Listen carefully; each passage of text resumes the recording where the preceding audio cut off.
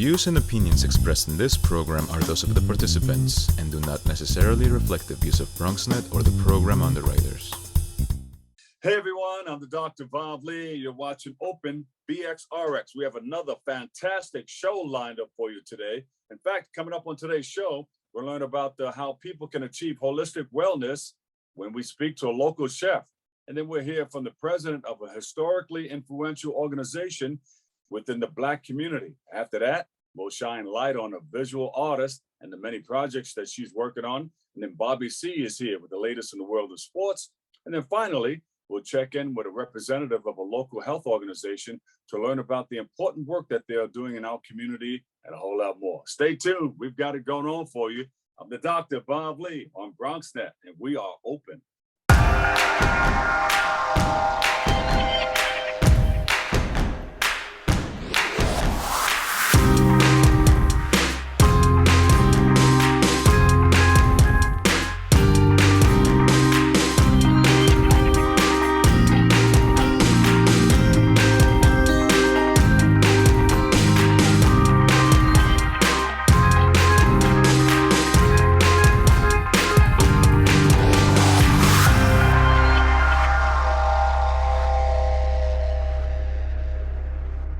Hey everyone, I'm the Dr. Bob Lee, and you're watching Open. It's that live interactive program that brings the Bronx and New York City straight to your TV set. We've got you covered like a blanket.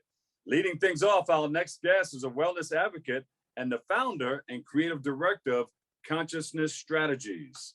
He's here to provide some insight on his collaboration between Mott Haven, that fridge organization that we had on so many times, and how he's helping our committee to take the next step into achieving holistic health and wellness. So please welcome to the show, John Wozak. John, welcome. Thank you very much. Any opportunities to spread awareness around health, well-being is always a very grateful opportunity for me. So John, tell us what you're doing and what areas are you doing it in? What communities do you serve? The Belmont Fordham area for the past 25 plus years, which is Little Italy, Arthur Avenue segment. Oh, yeah. And all of this really kind of evolved. You mentioned a little bit, I have a company, Conscious Strategies. I've been in the wellness arena for the past 30 plus years. The past 15 years of my business, I've worked primarily as a consultant with different organizations, hotels, retreat centers all over the world to help guide them into creating the structure and systems for them to have the programs that they do. In February, I normally go away for the winters. I usually work in Costa Rica, Chile, Mexico, and this past year, because of COVID and everything that was going on, I wasn't traveling. And I began to really feel the effects of being in New York in the winter. And I have a lot of challenges with lack of sunlight, and it just really begins to affect me in many ways. And I was following some different Instagram posts over a period of time, specifically looking at what was happening in the Bronx and being curious to see, you know, different brands that were coming out of the Bronx, the creative process that's began to really evolve with the Bronx. And my eye caught this Mott Haven fridge project. And so I followed it for about a week or so. And I really knew that I needed to do something to kind of get out of my head. And service has always been something that I've known for many years, that if I want to get out of that negative space, get out and do something for others. And so I reached out to Dan, the co-founder of Mott Haven Fridge, and began to ask him questions about volunteering and what they were doing. Because I'm a chef, I'm primarily a vegetarian and vegan chef. I showcase, healthy food is a very large part of what I do. So What the is idea, I'm sorry, John, what are some of the things that you make or that you prepare as a vegan chef?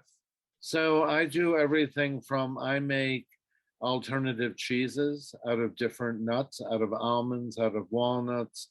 I use different supplements like spirulina. Wow. I really try and take, in a lot of ways, many common dishes and show how they can be tweaked with Ah, using different alternatives and getting kind of the same flavor platforms, but without dairy. And so that is a big part of what I do. And I'm also a certified health coach and a certified nutrition coach. yeah, I can see somebody picking you up and saying, "Hey, I want you to travel with me so you can take care of my health while I travel Right. around the world and perform." Well, I've had a lot of different experiences. Past several years, the winter or summers I've spent in the Hamptons, I have Yeah, clients out there that I work with as a private chef, especially people that are dealing with health issues yeah, that yeah. really want to begin to shift their diets. And so I work with them because it's also trying to, if food really tastes awful and tastes like cardboard, most people aren't going to stick with eating that particular genre of food. So I really try and make delicious, vibrant food that people are like, wow, this is amazing and I could eat this and let's continue moving forward. Right. Hey, John, what do you want people to know about the Feeding Inspired Hearts event that's coming up? So what we're doing, we did a event. A lot of my work, I do retreats, and a lot of my work ends up really coming to fruition when we sit every night at the table and the Yeah. conversations and connections that happen, humans connecting with humans. So about a month and a half ago, out of me being invited to the Mott Haven Fridge for an adjunct barbecue that was happening by some of the community members, I went and I mentioned to one of the women that's a volunteer, I said, wouldn't it be amazing to do an event outside the fridge, having tables and chairs and having people sit and really connecting. And we Yeah. did it. We had a catering company that donated linens. We had linens, china, tents, and we blocked off the street, and all the food was donated from different restaurants and different supporters. And it was really a beautiful experience. It was about 150 people, all economic, social backgrounds. It was from the community members, volunteers, families that came with their kids, celebrating life. And one of our taglines is dining with dignity. And I Ah, feel that everybody has that right. And yeah. so we had this beautiful experience. And so we got asked to be a part of, there's a festival coming up. It's called NYC by Design.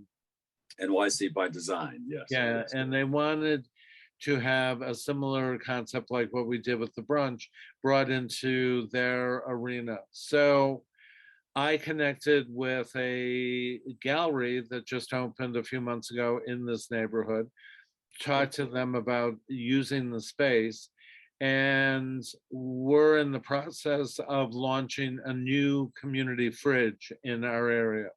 So Ooh, Feeding Inspiring Minds is going to be a kind of pasta for the people. We have beautiful pasta donated from DeCecco Pasta, and it's going to be anybody and everyone can come and sit. We'll have tables set out outside the gallery. And there's also on our website, people can purchase plates because we are doing this as a fundraiser for the needs of getting the fridge positioned, and there's costs involved. And there'll also be an installation with this new fridge that we're launching. and we will have a round table that people will be able to come and sit, and we're going to discuss topics of food insecurity within the community. And people will have post-it notes, and they can put down their dreams, their wishes, and we'll have them putting them on the refrigerator, so that at the end of the event, we'll have this beautiful fridge with all these visions. We'll be photographing it, and that will be a big part of our launching into the community and letting people know that the fridge is going to be coming. That's great. So you're doing a lot of things like that. And Yeah. I know you work in Costa Rica also. You had something called the Blue Spirit Costa Rica event, Right. where you, Yeah. I think you had the food service operation and you're a consultant there for the team. Right. Yeah. So I worked for 15 years at a nonprofit organization called the Omega Institute, which is up in Rhinebeck, New York, about 90 miles north of the Bronx. And I worked for them for 15 years, eventually becoming the executive chef and the general manager of the food service operation. It is a vegetarian and vegan operation that hosts workshops, from yoga workshops and yoga trainings to meditation, qigong, many different teachers, international teachers, from all over the world. Yeah. They had made the decision to open up a location for the winter programming in Costa Rica. So I went down there, I left Omega, and I went to Costa Rica to spend a couple of years working with the staff there in the food service and kitchen, educating them on how to prepare primarily vegetarian and vegan food.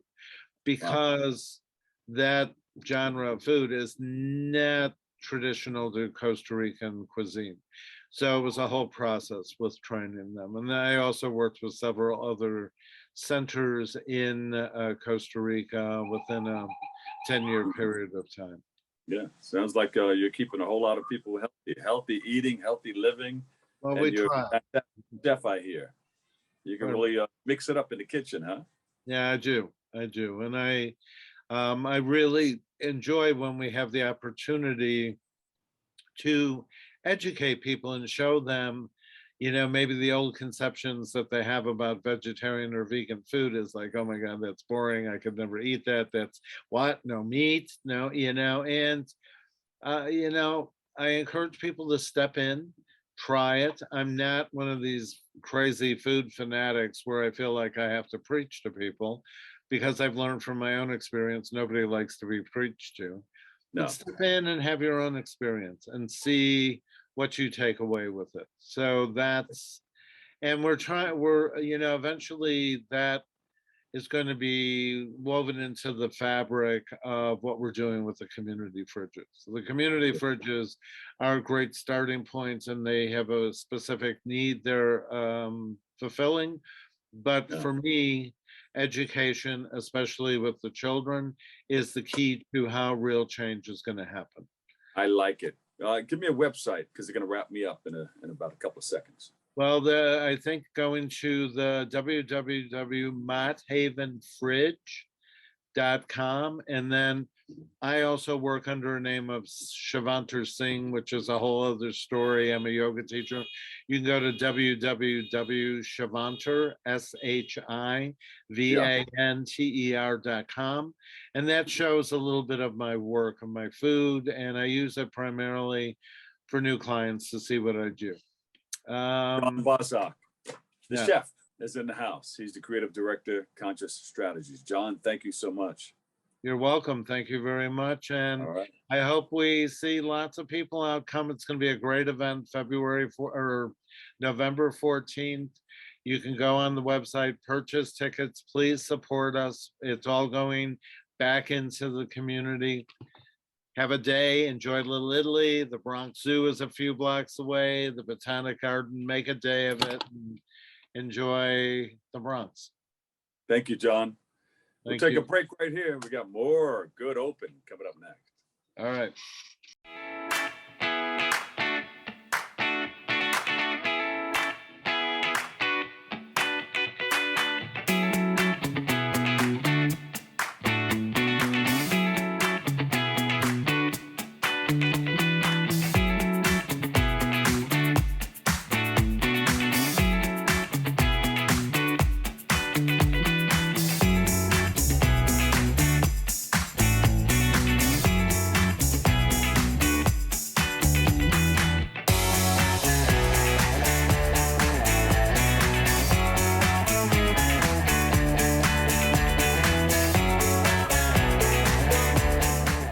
welcome back, everybody. I'm the Doc Bob Lee from 107.5 WBLS, and you're watching Open. It's a nice, comfortable place to be, so you can kick off your shoes and relax your feet if you want to. It's up to you. Our next guest is the president of Delta Sigma Theta Incorporated, and she's here to speak to us about her service. Her organization offers to Black and Brown communities. So please welcome to the show, Althea Kitchens. Welcome. How are you? Hi, I'm well. How are you? Thank you for having me. All right, sister. She's a Delta. And you know, I don't want to say it, but you can. Can you do it? Can you give us that call? I cannot. Not at this time. Okay. When are you supposed to do it? I mean, there's a protocol to it. It's really not official. Oh, okay. It's not official. So it's like an unofficial fun time thing. So yeah. I'm here on business. There you go. Okay. So tell us about what your organization is doing in our communities. I know you do so many wonderful things because I participate from time to time. Yes. So we have crossed many paths. Thank you for always inviting us for the work that we do. So the Bronx Alumni Chapter is one of over 1,000 chapters within Delta Sigma Theta Sorority Incorporated. And our chapter has been around in the Bronx community since 1968. Our programs run through our 5-point programmatic thrust, which includes educational development, economic development, physical awareness and involvement, international awareness and involvement, and political awareness and involvement. So our programs range the full gamut to make sure that our community is enlightened and empowered. Yeah, and you know what? It was founded way back January 13th, 1913. So you're not new to this. You've been around for a while. Correct. We're not new to this. We are true to this. So as I mentioned, being a chapter, we build on what our national organization is doing. So we have templates across the country, programs across the country, and even included in the New York metro area where we work in tandem with our 24 chapters throughout the New York metro area. Yeah. How has being a Delta impacted your life and the life of others? Well, I see Delta as being a vehicle or a conduit to being able to provide services, education, and just collaborative efforts among the Black community or the Black and Brown community. Generally, the Bronx community is Black and Brown. So we have been of service and we have been serviced. So as Shirley Chisholm would say, that the price you pay for rent on this earth is the service that you give. So it's a must that we give back. Yeah. And you do so many things in the community, like I mentioned once before. Do you have anything coming up that we can participate in or let everybody know about? Sure, we have our youth programs, and that's for young ladies between the ages of 11 and 14. That is our Delta Academy program. And then our Delta Gems program is for young ladies from 14 to 18. So that's high school age. In the virtual environment, most of our programs will be virtually, but we still participate in events such as the Breast Cancer Walk that just happened this weekend. We will be participating in the March of Dimes Walk. So that is something that is physical. We have a fundraising bingo program that is coming up on December 4th, I believe it is.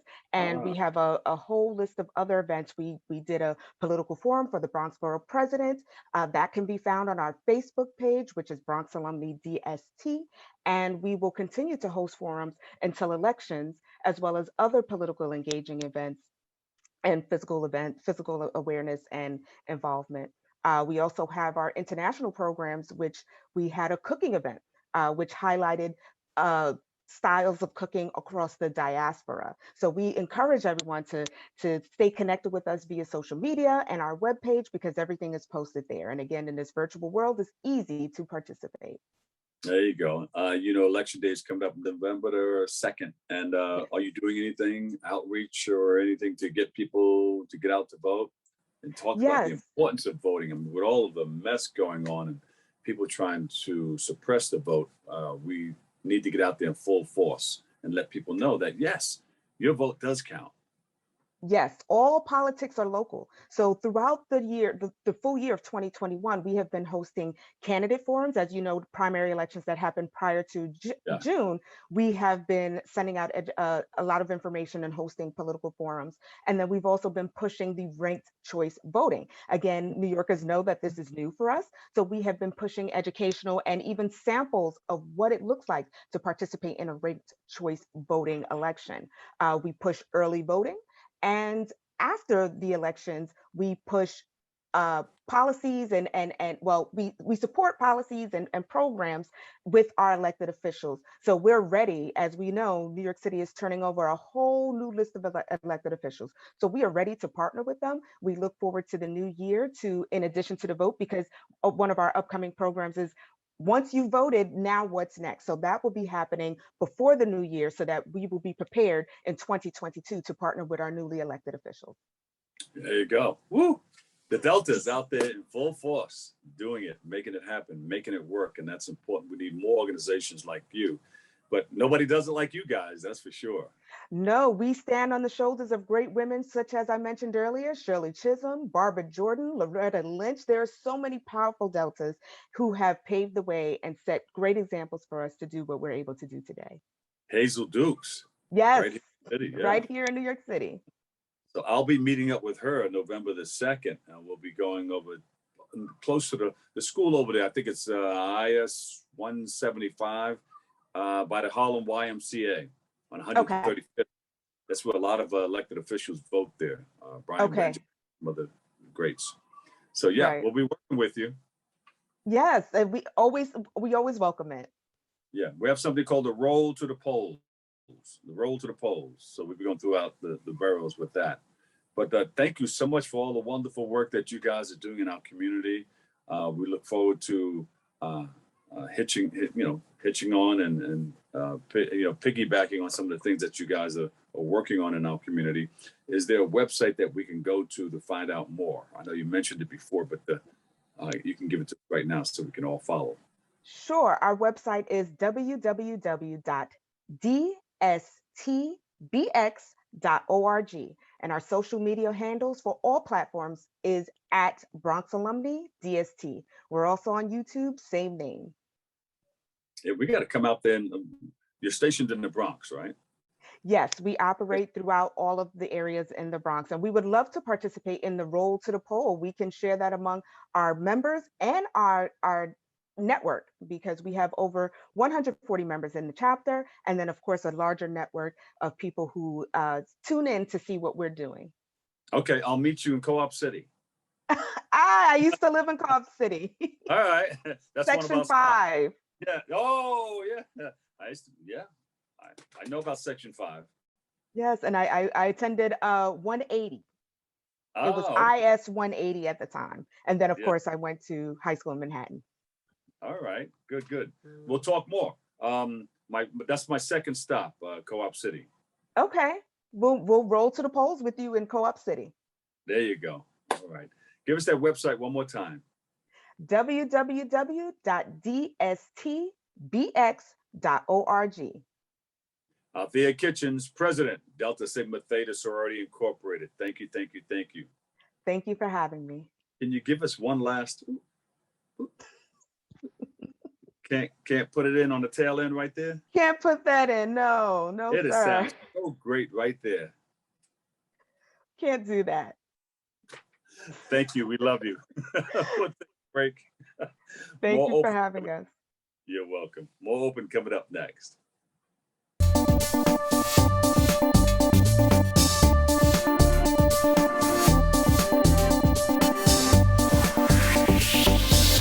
Welcome back, everybody. Our next guest is a visual artist, a band marketing specialist, and filmmaker and musician. She joins us today to share her latest work and to speak about her passion for the visual arts. So please welcome to the show, Sheila P. Sheila. Hello. Bob, All thank right. you for Sheila having P, me. what you got for me? Uh-oh, watch out. We start a rap Look like at us. that. We're coordinated with the colors here. I know the holidays are coming. Maybe we should come back on just before Christmas. Yeah, why not? Sheila. You're looking good. Oh, Thank you for are having me. too, for sure. Thank you. Tell us about yourself, a little bit about yourself and what sparked your passion for the arts.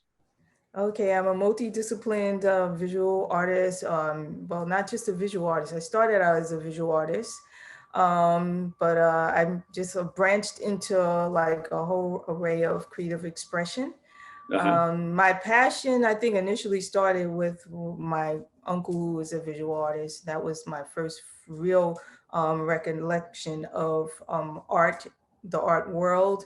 And I had creativity in my home, my siblings, my parents. So it was all around me. It was just kind of like I just was birthed into it. And you were involved in a number of campaigns. Tell us about them. Sure. From Lexus to Land Rover, I've worked with Essence, Merck, Sean John, the Eniche brand, just creative lead in all of those wonderful opportunities. Also collaborated with Target and Kaboom to build a playground in Fort Myers. That was incredible. That was 200 volunteers for one day. And we all came together and created something for the community, the kids in the community, to help, give them a space to just engage in a safe, happy childhood experience for them there. That was awesome. It is. That's a great feeling too. I did one on 21st Street in Astoria, Queens for the Boys and Girls Club. They had that big area and they built a huge playground there. Oh, wow. That's nice. Yeah. So with your visual arts, what did you do for like Sean John? What was your favorite one? And you have a lot of them. But well, regarding the Sean John brand, I was brought in as a creative lead, interactive creative lead, to help rebrand the Sean John apparel collection. So it was really a cool experience. Got to have my hands on the project throughout the whole process, from conceptualization to building out, art directing the photo shoots and working with celebrities. One of the artists we worked with was Migos, the rap group from Atlanta. So that was awesome, being flown down into Atlanta to meet these guys and work with them. We had a big production team there, included the head of marketing, and just me bossing everyone around and trying to get that magic shot to bring back to the VP here in New York. And we built the brand out in a way where it was a 360 campaign. So that covered everything from print to digital to outdoor media. Mm-hmm. Yeah, you take a lot of pictures. I wasn't taking the pictures. We had professional photographers come on board, but I had the conceptual component of it that I brought to the table. And also I had to art direct and then design and build out the whole experience for the brand. So there's many stages there involved. Yeah. Did the pandemic hinder you in any way? I know, because you do exhibitions also, right? Yeah, I've been keeping myself busy. I know that pandemic has slowed us all down. It interrupted our workflow and with clients and projects and stuff like that. So I was very early on just communicating with my family around, some advice as to how to move forward in this particular time. So I just had to do a lot of pivoting and moving a lot of things virtually into the virtual space. So I was able to create some opportunities and be invited into collaborations to continue to do some of what I do. And keep it moving. I mean, it's still not where, I'm used to it being, but it was opportunities that kept me busy. I had 5 exhibitions between 2020, spring 2020, and now. I worked with Image Nation in their transferring over into a virtual experience through my branding expertise. And I also, it's just a whole array of projects that I worked on through this time. And it was a lot of exploring and learning how to really navigate in this space on a whole nother level. Yeah, and you have something coming up. You have a big exhibition coming up? Yes, this in November, my first Metaverse exhibition is coming up, which is produced by Artgate.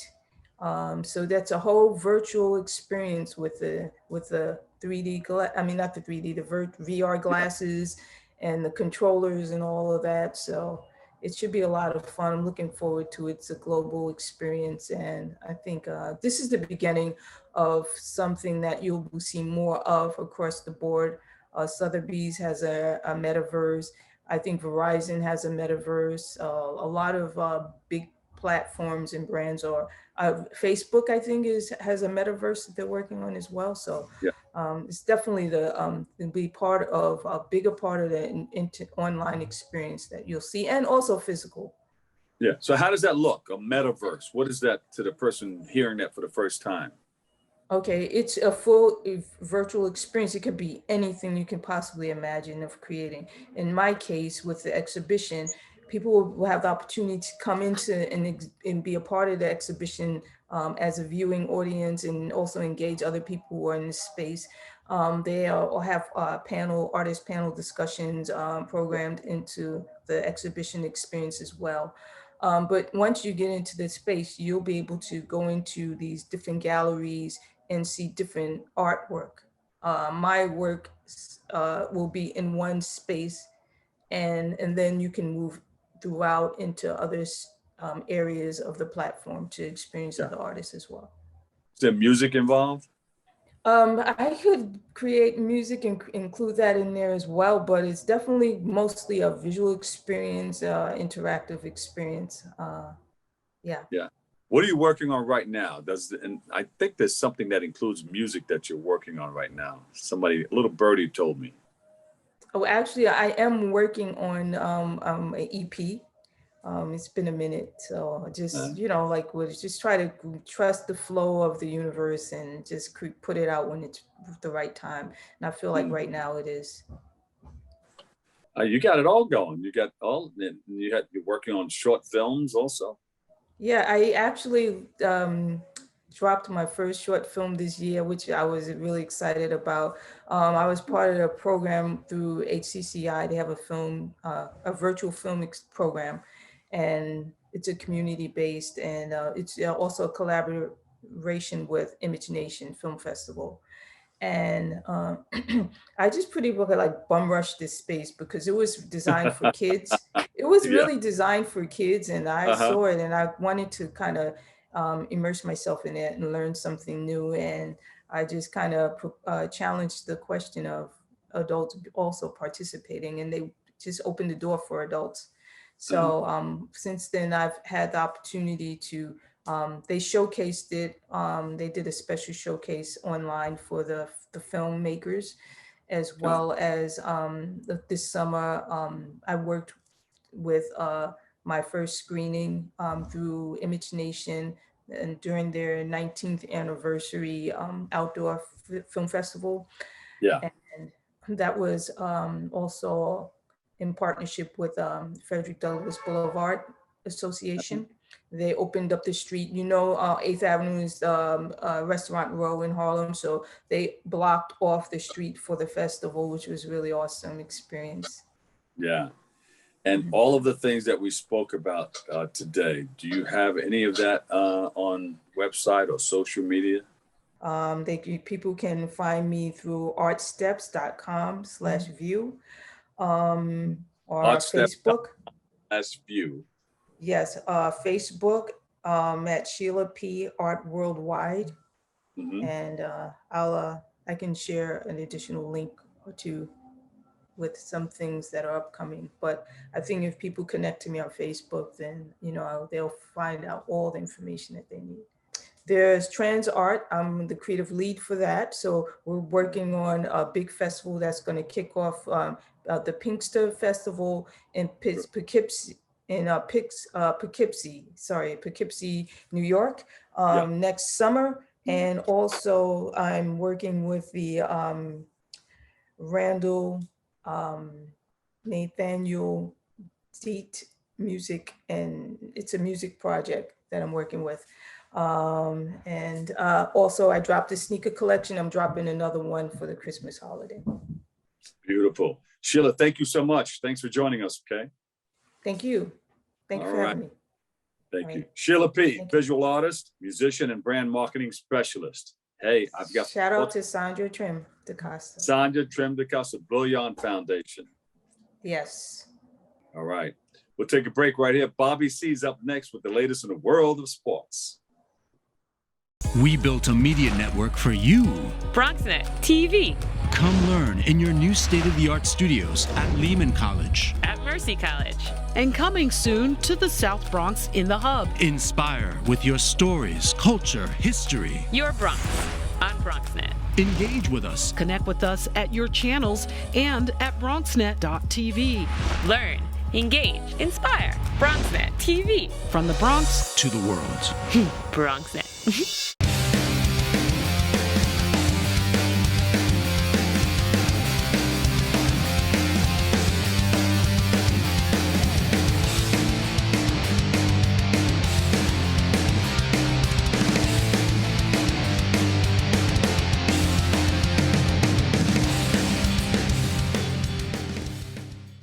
Our guest this morning is the real-life version of the most interesting man in the world. We welcome noted New York City author Robert Daly to the show. Bob, how is everything going in Bronxville? So great to see you. Everything's going well. Nice sunny day, etc. So, I mean, this has been something that's been in the works for me to have you here on the show. Of course, I'm such a big fan. I think I could fill, so many hours about your amazing career, your life, 91 years young. You attend Fordham Prep. You have a big connection to the Bronx and New York City. Eventually, of course, Fordham, you graduated in 1951. You went on to serve in the Air Force before really landing this amazing first job. I'd say a golden era of the National Football League as the PR man for the New York Giants. Impressive for a 23-year-old. You've gone on to write 31 books, 6 of which have become adapted for film. Enjoyed a memorable career, of course, as a New York Times foreign correspondent, 6 years based in France, but covering stories really from Russia to Ireland and everywhere in between, 15 or more countries in all.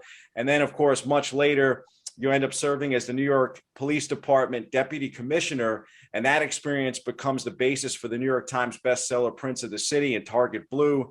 What an absolutely amazing career. Those are just some of the highlights of your career, Bob. Is there one during your professional career that you were most proud of? Well, first of all, you're very flattering. Thank you. What am I most proud of? Boy, I don't know. So much of it just happened. My parents were friends with Jack Mara, who owned the Giants in, 1953. Pro football was nothing. The biggest crowd that season was 30,000 people, and there were 7,000 season tickets. So the idea of a 23-year-old publicity director made no trouble for anybody. No one was interested. And until they started to win, nobody was interested in me or what I was trying to put out there either. But it went on from there. I have been very lucky, yes. That experience with the Giants too. That ends up being the basis for one of the great sports books of all time. At least that's what at the time Sports Illustrated had called it.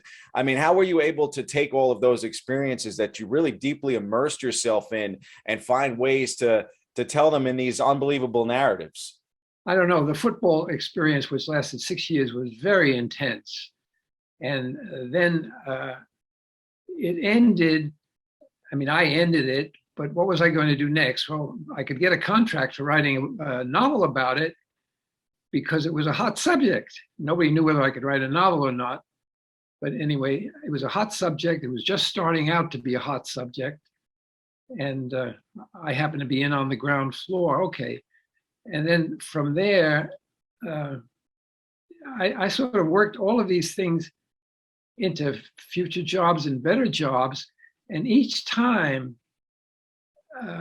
falling in love with whatever the subject was, the Giants, the police department, foreign correspondence ship, if I can say that. So basically, I always wanted to be a writer. That's all I ever wanted to be. And so when I reached a certain point in any of these jobs, how can I make this into a novel? I wanted to become the greatest novelist who ever lived. And okay, I didn't make it, but neither did anybody else. So that's okay. And Well, I mean, Bob, I think you're selling yourself short. well, you're very kind. You know, and as I just mentioned, I mean, so many of these books, you know, grow out of pretty much you immersing yourself deeply in studying people and subjects that really seem to fascinate you, whether it was Grand Prix racing or opera or bullfights. And one of the discussions that you and I have had is really just how some of these personalities are very similar, whether it's an F1 driver or even a bullfighter. Yeah, they are. Bullfighter and Formula One driver, even to the danger. But the bullfighter basically is just an athlete or a dancer. Think of them as a dancer. They're very beautiful dancers to watch, and etc. What can I find in these things? I fell in love with them all. Love really is the answer. If you love something, you see everything. You immerse yourself in it. You keep asking questions. You want more. And then when you're overflowing, it flows out onto the page. At least it did with me. That's just so excellent, Bob. And I know from speaking with you, I think you could tell my passion for racing and motorsport, and in particular Formula One. And to me, you've written like the holy grail of Formula One books. And this book here, The Cruel Sport, this is an original copy from 1963, and then you know you end up re-releasing it and in the mid 2000s. It's another for the fans at home, another version of it, an updated version of it that has some more stories and a great prologue by Bob. I mean, you know, but it's actually, you wrote two books about the formative 1 years of Formula One, and, you know, both are great. The latter one, like I said, I think is pretty much the holy grail of F1 books, and not just because of your writing in the book, but also because of so many of these photographs that you took. And the title actually came from the legendary late great racer, Dan Gurney. How did The Cruel Sport come about? He went off the road in Holland, I think, and killed a spectator. And he looked down at the body and he said, "This is a cruel sport." I heard that and I said, that's my title. Again, nobody was interested in America in Grand Prix racing. Nobody even knew it existed until I came along, and I'm looking for a job on the New York Times in Europe, my wife being French, and I was in love with Europe too. How do I stay there? How do I work there? And so I suggested to the Times that I be the European sports correspondent, and that car racing, Formula One racing, would be my staple. There'd be 8 or 10 or maybe more races a year. And in between, I'd write about other things, including bullfighting, which the animal lovers sent many poison pen letters to the New York Times. And I had to write about it only obliquely. For instance, an article about the end of the season, and so many of the bullfighters are wounded going into the off season, etc. You know, you can, if you want to do something, it seems to me you can figure out a way to get paid for doing it. And that was the key thing. I had to be paid if I was going to keep doing it. I couldn't do it just for fun because I didn't have any kind of money at all. And you ended up actually meeting your wife that very first day in France, and 3 months later, you guys, were officially married. Again, that's luck. I met her the afternoon of the first day, and that was 67 years ago. And talk about never looking back. Well, I've looked back many times, but it happened that way. I was just very lucky, and then lucky to be able to find a way to stay in France and get paid for it. Wow.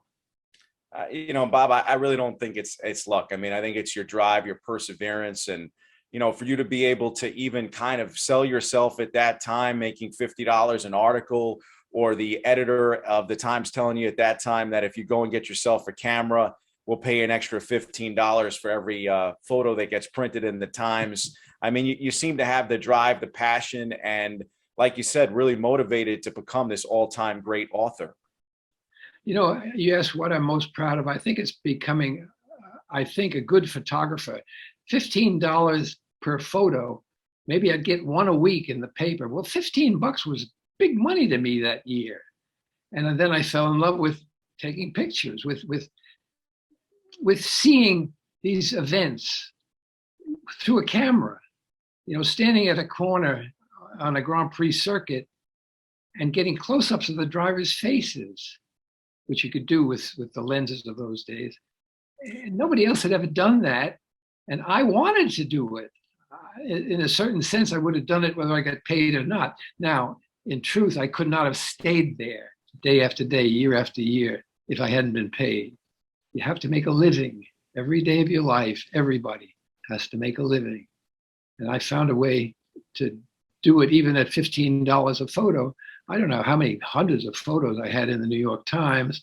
I had a cover of Newsweek once. The Art Institute of Chicago had this exhibition in the Baltimore Museum, and a museum in New York called the New York Gallery of Art or something like that. And there were 100 or more photos in this exhibition, and 15 or so of them were mine. Boy, I'm very pleased with that. That was part one of our conversation with legendary author Robert Daly. Tune in next Monday for part two.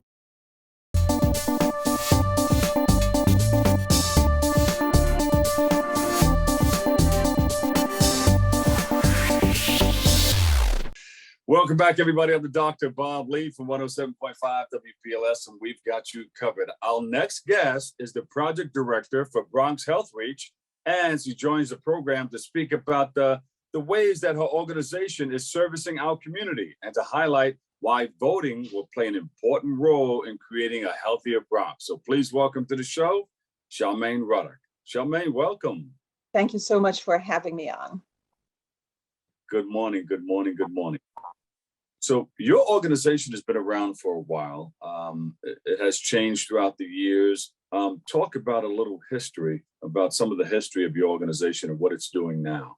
Sure. So Bronx Health Reach is a 22-year-old community coalition led by the Institute for Family Health. We are focused on addressing racial and ethnic health disparities in the Bronx with paying particular attention to increasing healthy eating and physical activity and the creation of a community environment that supports these behaviors.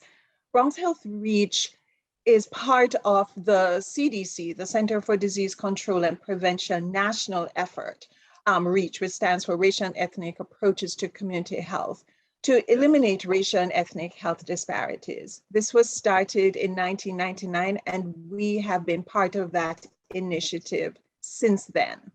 Yeah.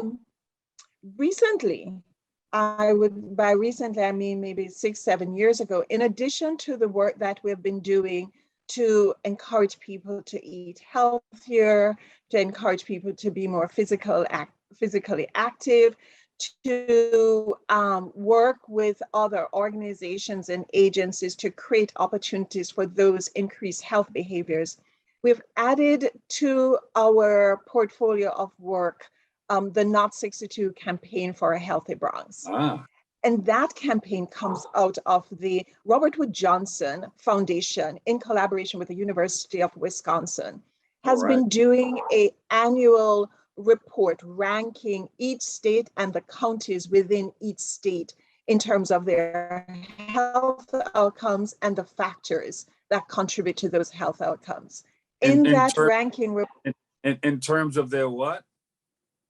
In terms of their health outcomes and the factors that contribute to those health outcomes. Got it. And you've grown very well. You have over 80 community-based organizations under you now. That's correct. As part of our the community coalition, in the work that we've been doing, moving from where we first started with very discrete initiatives around education, nutrition education, some physical activity, to broaden our scope significantly, to look at the policy and the systems that can create the environment, as I said, and then looking at both.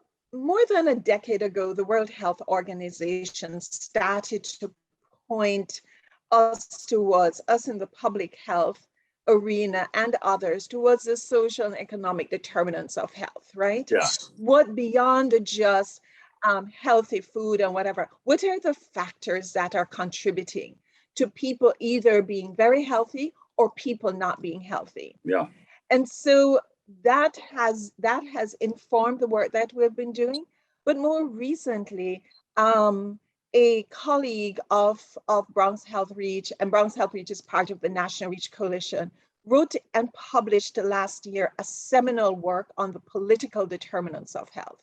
Uh-huh. And so that has informed sort of what the coalition has been looking at in addition to our other work this year. Mm-hmm. And Health Reach was recognized as a center of excellence in the elimination of disparities by the Center for Disease Control and Prevention. That's wonderful. Congratulations. Thank you. Yes, it is a reflection of the work that our community partners have been really doing. And along with Bronx Health Reach's partners and other folks in the Bronx, we've seen even in the Robert Wood Johnson County Health Rankings report, where the Bronx is ranked 62 out of the 62 counties in New York State, which means we are at the bottom. Even in that report, we have seen where health behaviors is one of the few areas that we have seen a radical improvement in our rankings. So altogether, it reflects what one of our coalition leaders have always said: people who know better do better. It's the area where we don't have control. It's the social and economic behaviors where we don't have control, the social and economic factors that our elected leaders and those who make policy decisions can have the impact that will ultimately improve our outcomes. Mm-hmm. Yes. So you came up with your organization came up with a Not 62 initiative. Right. So to be fair, we are one of a number, right? We are one of the founding members. So along with us, the Bronx Borough President's Office is also a founding member. The Bronx Health Action Center, then called the Bronx District Public Health Office, is another founding member. Montefiore is also a member as well. About 7 years ago, the Bronx District Public Health Office called on a number of their community partners to participate in a video that they were shooting. Money came from the Robert Wood Johnson Foundation to shoot a video on the county that is ranked at the very bottom. And that's where folks like me first found out about the report. And so we shot that video, but then we decided that shooting the video was not enough. We needed to join forces to address why we're 62 and to improve on our 62 outcomes. And that was the start of the Not 62 campaign for a healthy Bronx and the steering committee that's helping to direct it. Which included healthy eating, healthy living, and all that. Now, election day, the second, is so very, very important for people to stand up and go to the ballot box. How important is voting in creating a healthier Bronx? It is critical, Dr. Lee, and that's why I mentioned that while we have seen this radical improvement in the health behaviors of many Bronxites, it's the social and economic factors that are outside our control. That's within the purview of our elected officials and the decision makers and the policy makers, right? It's within their purview. And therefore, we have connected that, as I said, putting it under this label, the political determinants of health.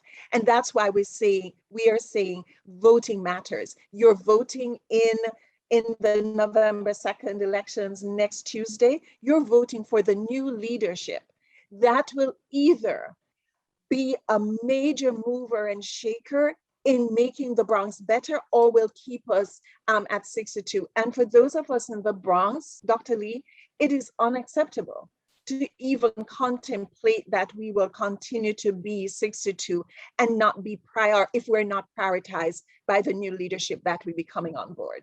All righty. Talk about some of the programs that you offer within this organization that you're working with? Briefly. So, as I mentioned, Bronx Health Reach is doing a number of things, but for the 62 campaign, we have a work group, we call it the Health Disparity Work Group, a subset in the coalition. And what that group has done has said, in addition to all the work that we're doing around the healthy eating, increasing physical activity, etc., let's also look at some of the other factors, some of the other areas that are not the natural place that Bronx Health Reach has inhabited over the last 20 years. And coming out of that discussion and that work, they identified 3 areas. They're not all encompassing, but 3 areas that we have included in what we call our ask of our elected officials. And those 3 areas are in health, naturally.